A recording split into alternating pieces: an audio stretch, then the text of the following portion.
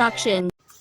Good morning everyone. Mayam hojik ayuki pung tere makai tare. Ado dress ta urise mononi hura na mangone video ga uri ne abako. Ado ngasi di nupa macai dress ta waire. Ado kai gino na hai baduga mayam moi college ki sports program hobure tha muko. Ado mama na ba ni so khoi dum da wai bako. Ado moi punna thokmi na hare. Ado ma do memory oi hono bai na ina video se maning le khara lawra hapchan jabane abako. Ado kabana ni se bye bye to birame ma nupa macha do mai to ya besi diko.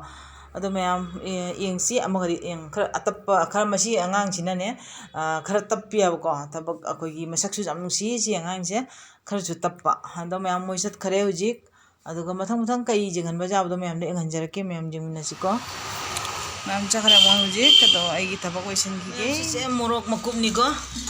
moi masana sujaba morok ni taste denge moroi denge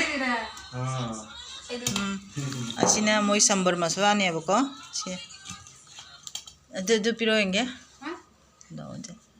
asi moi uji sambar thong doi bako adegi idu akte ni re asiga bai hapsa bi bane asi grind to doi ni moi pura hapaga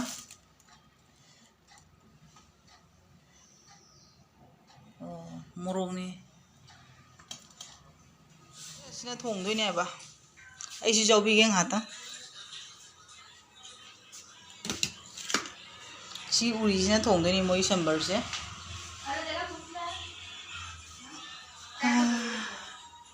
moi se masala di jam chai abako tejasri na thong doi ni ma jam hai abako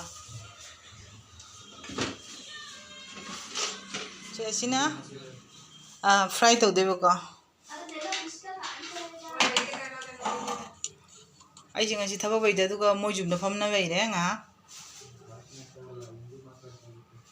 jinni masala se tak khidore ma hoje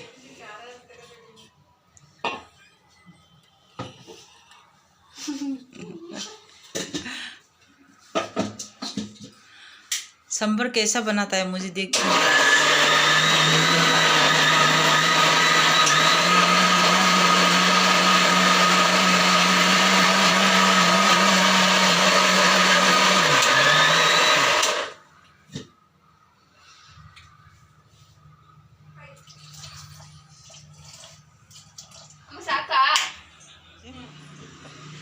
जुबी ने अदगी मसला पुनः हापगा तई ने मैं मोई हावदे हावदो mama तेजस्वी की mama जो आया जी माना थोंग दई नि से तेजस्वी का ममा ना आंटी ना से चाना बाय ने पीरे को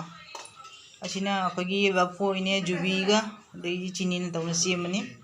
अद मुरी सिगा लफोई सिगा जुबी सिगा मोंगरांग लाई खुरम बचबो बने अदगी पीबा या मैं उजी पुजम ना चवे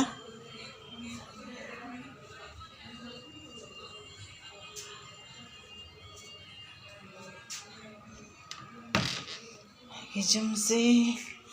कनाम वे तो बनी ना इचिक सी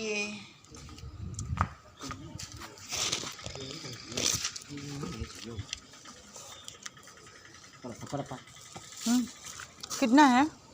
Dapat, dah. Okay Dah lah. Okay बस Hmm. ये दे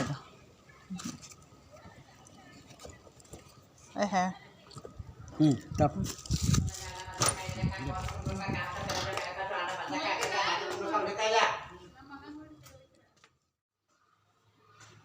ma'am ngasi muk anawa video mu dana lak chere ma'am ngasi se hojik se pung ani tali tawre abaka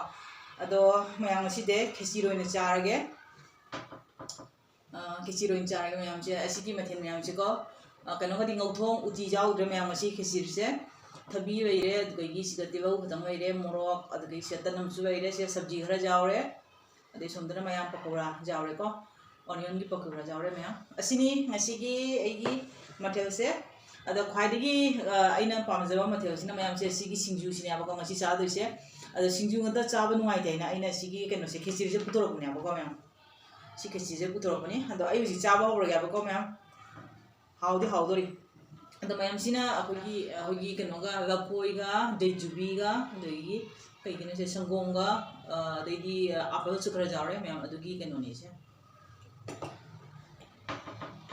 तो मयाम उजि चाबा होरगे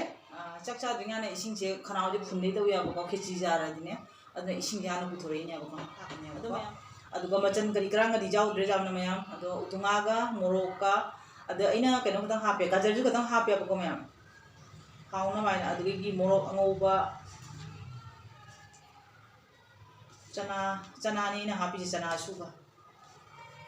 ꯍꯥꯎꯗꯣꯔꯤꯅꯦ ꯐꯖꯅ ꯇꯣꯠꯂꯒꯦ ꯆꯥꯊꯔꯒꯦ ꯑꯩꯈꯣꯏ ꯋꯥꯏꯇꯤ ꯄꯥꯏꯕꯤ ꯏꯆꯤꯟ ꯏꯅꯥꯎꯁꯤꯡꯅ ꯁꯤꯡꯖꯨ ꯆꯥꯔꯛꯄꯗꯣ ꯃꯈꯜ ꯁꯨꯅ ꯃꯅꯥ ꯃꯁꯤꯡ ꯍꯥꯞꯄꯒ ꯑꯗꯨꯅꯤꯀꯣ ꯑꯩꯅ ꯆꯥꯅꯤꯡꯉꯤꯁꯦ ꯑꯗꯣ ꯆꯥꯕꯗꯤ ꯐꯪꯗ꯭ꯔꯦ ꯑꯗꯣ ꯀꯩꯁꯨꯝ ꯌꯥꯎꯗ꯭ꯔꯒꯁꯨꯅꯦ ꯑꯩ ꯆꯥꯔꯦꯀꯣ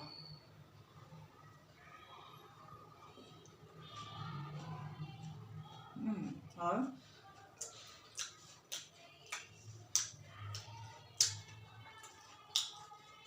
hảo đấy, một cái hơi xài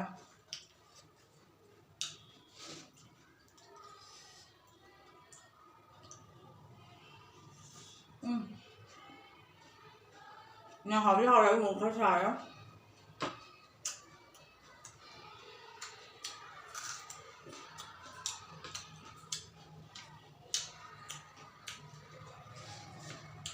hảo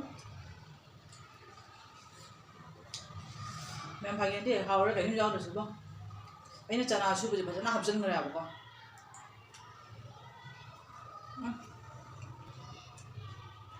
ꯍꯥꯎꯔꯦ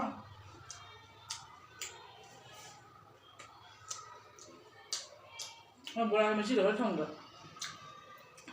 ꯁꯤꯡꯖꯨꯁꯤ ꯃꯆꯤꯗ ꯈꯔ ꯊꯝꯒꯦ ꯆꯥꯛ ꯆꯥꯐꯝ ꯂꯩꯇ꯭ꯔꯦ ꯃꯊꯦꯜ ꯌꯥꯝꯕꯅꯤꯅ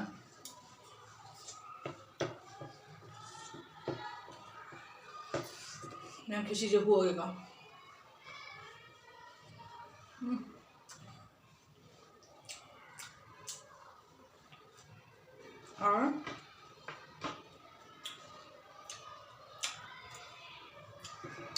야, ngasinya monogi sports hore aba ka aduna mo pro chana hare sports ke podo dang nang ma jade shaw ko na me jamina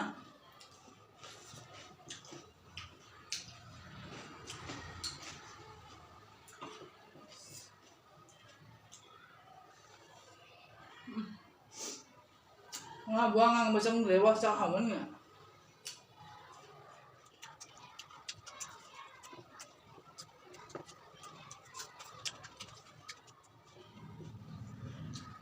nga tungi mo ta singju no ya mya uti gi mo da singju masih gi mo ba ga khechiri singju अच्छा ha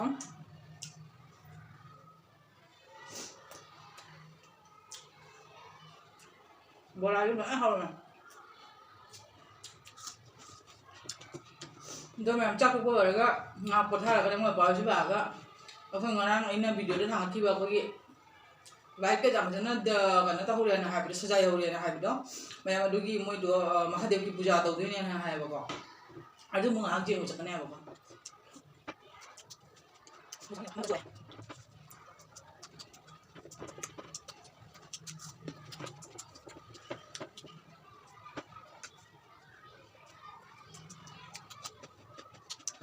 ma'am किसी चा जाना ने को आइगी अनोबे चिन्नाव Singh आइगी video से जिंग भी बता रहा मैम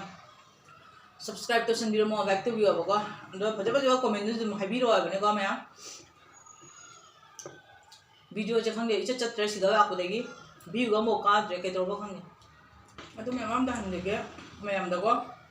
कमेंट दो हाइबी रो बको आइगी वीडियो से अपलोड तो रो मतुंग ने नोटिफिकेशन जे अखोई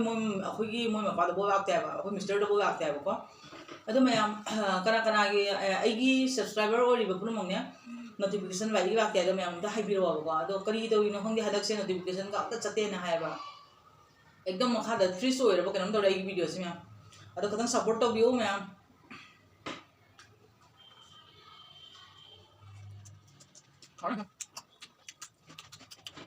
अदो मैम मुक सामना होरे हाउस जम हावरे दो ngasi ko ina aigi video se chabai video se matang se thamma gya bako ado mayam hadep to jam gun ka jam phai na hai jam phajai na hai ri mayam ngang jing ni ru si jam sang di jing roi ka mati ka tang hapjera gya bako do mayam jing ngang jing se bako This one.